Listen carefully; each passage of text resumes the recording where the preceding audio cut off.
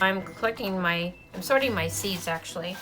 These are calendula seeds, and these are the little shell part of the seed that's around the little seed pod.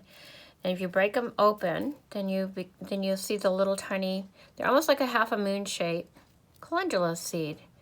So I have impatient seeds, which are like these.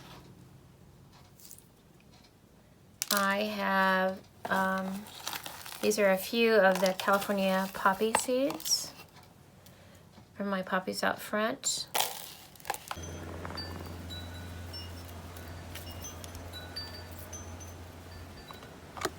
But today I'm collecting bachelor buttons or cornflower seeds. These are the blue ones that I've already collected. And I'm going to be doing the pink ones today. So these are the little pink ones.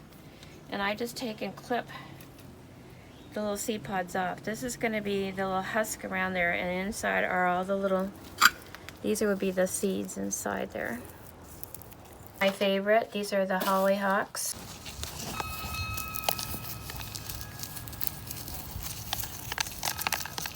Should I say that this is, are you doing a video or? Mm-hmm. This is the yellow hollyhock in my front yard, and I'm taking the seeds, as you can see. They just pop out of the little pod that's on the hollyhock, and they're going to be great for 2021. This is this seed pod of a Gerber daisy. This is the center part, and these are all little tiny seeds that are drying inside there. These are my Cosmos seeds, which are very easy to grow. These are some Scabiosis or pincushion that I gathered yesterday that I've got to organize.